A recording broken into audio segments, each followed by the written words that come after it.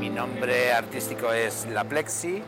Llevo alrededor de 3 décadas ejerciendo como drag queen. Soy presentadora oficial del Orgullo LGTBI. Dans le milieu queer madrilène, La Plexi est une institution. À l'image de son cabaret, le Black and White, et de ses spectacles transgressifs. Des générations de gays, lesbiennes et transgenres s'y sont retrouvés et ont bravé les interdits. À l'époque, quand il n'y avait pas encore les réseaux sociaux, les gens avaient leur premier contact ici, au Black and White. Tout était encore très secret, très ghetto. Les seniors venaient dans l'établissement pour draguer de jeunes garçons, pour se sentir attirants. Il faut garder en tête que sortir du placard, c'était très difficile avant. Beaucoup étaient mariés et menaient une double vie. À l'aube de ses 60 ans, ce père de famille le jour, transformiste la nuit, a trouvé son équilibre. Mais le souvenir de la répression des homosexuels sous Franco et pendant la transition démocratique ne l'a jamais quitté.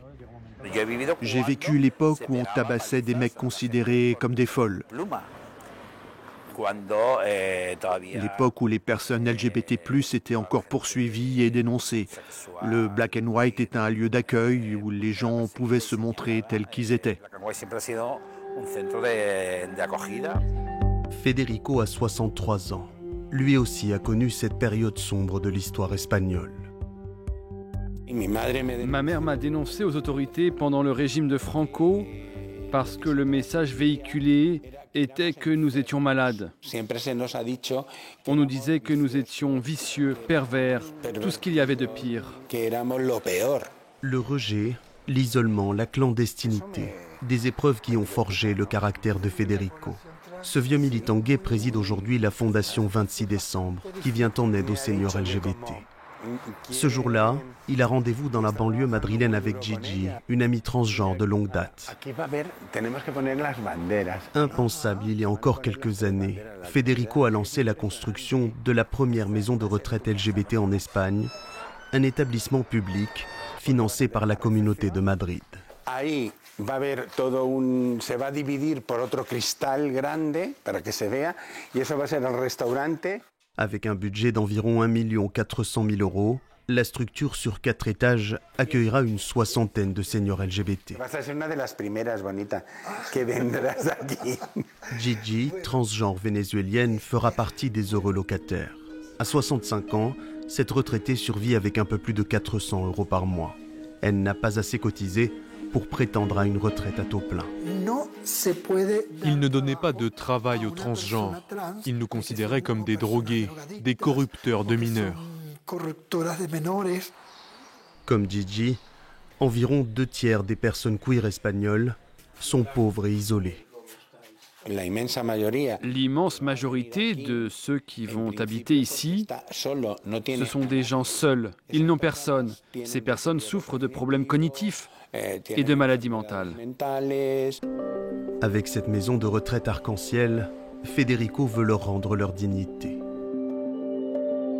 Des initiatives similaires ont vu le jour ces dernières années à New York, Montréal ou encore Berlin.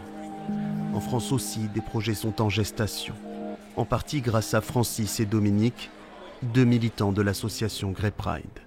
En vieillissant, ils ont fait un constat amer. Le corps vieux n'apparaît pas.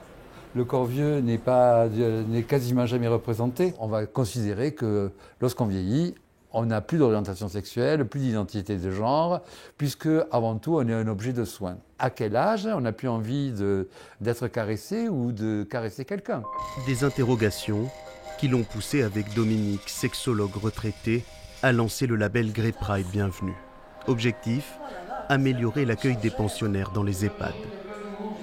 Au sein de la résidence Harmonie en région parisienne, Aurélie, infirmière et formatrice, est missionnée pour promouvoir ce label inclusif. On va parler du droit des personnes âgées dans les EHPAD, du respect de la vie affective, de la vie intime, de la vie sexuelle. On va voir quelles sont les améliorations à apporter au sein des EHPAD pour que chacun puisse se sentir chez lui. Car au sein des EHPAD, les homosexuels deviennent invisibles et la majorité se résout à retourner dans le placard. je pense qu'ils sont encore dans une démarche justement de se cacher. Alors Aurélie, comment s'est passée la formation? Plutôt bien. Pour Florent, directeur de l'EHPAD, promouvoir la diversité sera bénéfique aux pensionnaires comme aux soignants. Les soignants ont eux-mêmes leur propre représentation dont ils n'ont pas conscience et qui les met en difficulté pour accueillir un résident dans sa globalité sans jugement et du coup sans discrimination. Donc là, il y a la première chambre. Vivre leur vieillesse sans jugement. Sortir de l'isolement. Le choix de la colocation LGBT était une évidence pour Sylvain et Luc. 5 homosexuels vivent dans cet appartement. Une première à Paris, même si la cohabitation n'a pas toujours été simple. Pour Sylvain, il faut que les seniors redeviennent acteurs de leur vie. On a le devoir en fait de continuer ce type de projet qui redonne la gouvernance à celui qui est concerné. Et permettre aux colocataires de construire un projet de vie commun. Voyages, sorties culturelles, les papilles et les mamies font de la résistance au sein d'une grande famille. Aujourd'hui, balade ensoleillée au bois de Vincennes. Pour Facebook, le château de Vincennes et on se retourne, on a le parc floral. On n'est pas obligé de rire, on n'est pas obligé d'être content. L'occasion de partager un moment convivial, même si le militantisme n'est jamais bien loin. Les lesbiennes dans le mouvement LGBT, ça n'existe pas, elles sont transparentes. Nous retrouvons Luc, le doyen de la colocation. À 77 ans, il a recommencé une nouvelle vie. Alors je me suis marié, j'ai eu des enfants et puis je me suis dit, bah oui, maintenant il est temps de faire ton coming out. Et j'ai donc fait mon coming out à 31 ans, au même âge qu'Oscar Wilde. Alors il paraît qu'on va parler un peu de sexualité. Vous allez choisir un jeu de cartes pour parler sans tabou de leur vie affective et sexuelle, des problèmes de libido ou d'estime de soi. Beaucoup comme Alain ont été victimes d'agisme au sein de la communauté. Ça m'est arrivé de me balader dans le Marais et de voir simplement des regards de jeunes qui regardaient comme ça, l'air dédaigneux, alors que si le Marais existe, par exemple, c'est quand même grâce à ma génération. Une génération de baby-boomers queer qui représente environ 1 million de personnes en France. Sans descendance ou victimes de ruptures familiales, environ 2 tiers des seniors LGBT vivraient aujourd'hui dans l'isolement social.